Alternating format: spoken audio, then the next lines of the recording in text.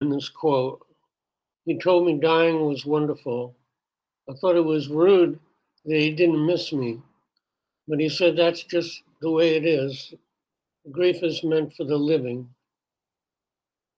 I don't remember everything he said.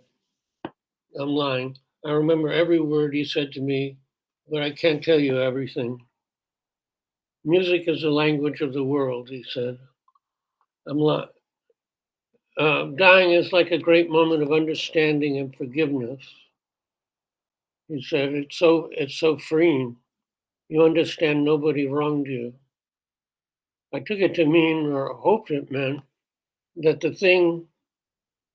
things that I had come to worry about, the failures to reach understanding, the sense that I had treated the departed unfairly, didn't mean that they were worried about any of that anymore. Here is the longer quote. It's by Laura Limps, uh, a super writer.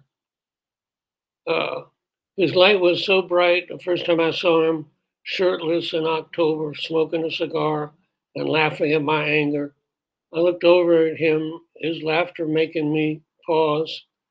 Even from a distance, there was something about his eyes that made me look closer before lifting another trash bag filled with all the contents of my kitchen and tossing it in the trash bin.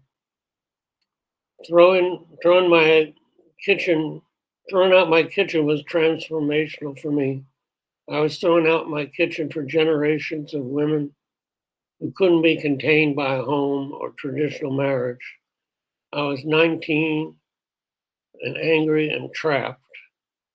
I had spoken vows I didn't mean just 6 months before. But there was his laughter, there was his light, his topaz blue eyes. Oh, shit. Um, uh,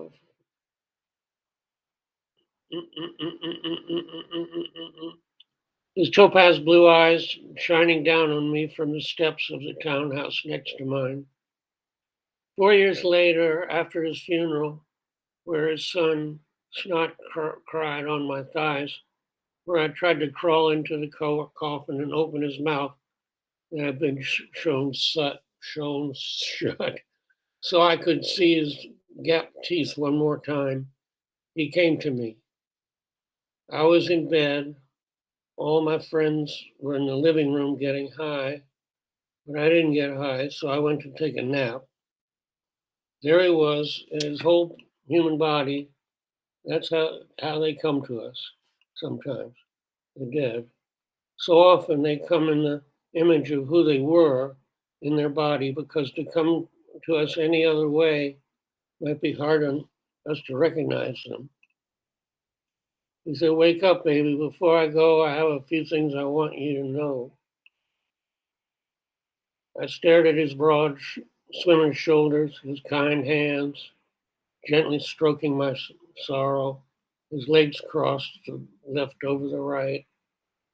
And there was that light again, the light I saw at the top of the concrete steps the first day I met him.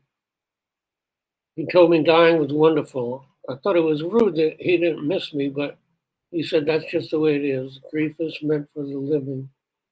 I don't remember everything he said. I'm lying. I remember every word he said, but I can't tell you everything. Music is the language between the worlds, he said. Dying is like a great moment of understanding and forgiveness. He said it's so freeing. You understand nobody wronged you. And that's when I realized I was looking at his soul. He had brought his soul in the image of his body, and I was still looking into his eyes, but really into his soul. He said in other universes, we take on a full grown body. Show me what you look like now, I said. He said he wasn't allowed. Tell him I won't be frightened. And just like that, before my eyes, my beloved morphed into another being, human-like, with a head and arms and legs and a torso, not young, not old as we define years. A head that was larger on top. His eyes were so different. and yet I recognized him completely through his eyes, because the same light came out of them, even though they were larger and wrapped around to the side of his head. That's when he told me every religion has it mostly wrong about the universe and God. And my dead atheist boyfriend just used the word God. But they are also all right about one thing, he smiled. And just like that, he was gone. Then a day goes by in the 35 years since that moment when I don't see his eyes, both sets of them, or think about the one thing. Hafiz said, when no one is looking and I want to kiss God, I lift my own hand to my mouth. Don't know what to make of the part where he reveals a different form, the one with a head larger toward the top and the eyes that go around the side. That sounds like the classic gray alien. I've seen accounts of appearing as a ball of light and used to see patients appearing in dreams now as young adults. One in a wheelchair and dressed in his familiar plaid shirt, so I would know right away who he was. When my father appeared in dream, it felt like we were peers and that the asymmetry of father-son had been dropped. I said, let's go up the street. I'll show you the schooner being restored. Right before we got there, we came to a drop-off of 6 feet or so. Should I help him? Should I take his hand? He jumped down with no problem. I was still thinking of him as 82. I had the further thought that the skeleton is not a form we take. It certainly makes a striking image, but it's not part of our journey to the next world. This reminds me of a conversation with my stepson.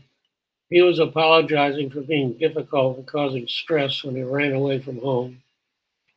I came right back with, oh, don't worry about that. We were kids. I went directly into my shortcomings, which he also had let go downstream. Relief all around. It was satisfying to run that conversation by my adoptive father, and yet another effort to bury the hatchet. And then there's a picture of a Great American Music Hall. It's a fancy house in San Francisco. And, is now a music venue. Um, Now treading the last waters of consciousness, the figures from dreamland poised around me like players in a game of red light, green light, ready to resume, waiting for my attention to shift a little more. On a silent cue, we all exhale and take up the play again. I'm in a theater or club. It looks like a fancy house from the 1840s that has been seen better days. Slightly frayed, red damask walls, gaslight fixtures. Upstairs, everything is smaller, the ceiling only as high as a man can reach, like in early times. I'm expected somewhere downstairs, but I'm not sure where. I'm not familiar with this place, still discovering it. There's a sense of foreboding, anticipation. I go out into the back balcony that wraps around 3 stories of the lobby. There is light, activity. I hear voices. I go down. There around a long table sit my grandfather, his right, Ben Franklin, and then James Madison, and perhaps 8 or 9 others. I'm so distracted trying to keep acting normally and process Ben Franklin, people from different centuries, and I don't register who the rest are. My grandpa welcomes me very warmly, like a much favored grandchild. I feel about 8 years old in his company. I'm a little taken aback because I never knew him in this life. He died before I was born. There's a large document on the table, parchment. They're planning something. There's one of those moments where it is silently and quickly translated from unknown to known, but only the vague outline. I'm asked what I think. Yes, yes, I silently assent, although I had no clear idea as to what. Inside, I'm busy on two tracks. One, might still be involved with this world, even planning new things for this world after we die. Hardly seems worth calling it dying then. And two, and I'm also warmly favored by my grandfather, really that he even knows me. He was always reported to be formidable, distant from my father, who was in turn reserved and distant from me. I just assumed that I would never be accepted into the fold on that side of the family. This dream, this encounter really was a rite of passage for me, a rite of acceptance. Rather shaky ground to base this on, I know, but my only other contact was putting a cotton beard on his portrait at Christmas time. When we went to see the painting on a trip back to Washington with the family, something told me it was venturing too far into the past and was untoward to move the memory of this painting to such a public place. I couldn't really tell, and anyway, couldn't see the harm. But finally located where the painting was hung. It was at the National Portrait Gallery.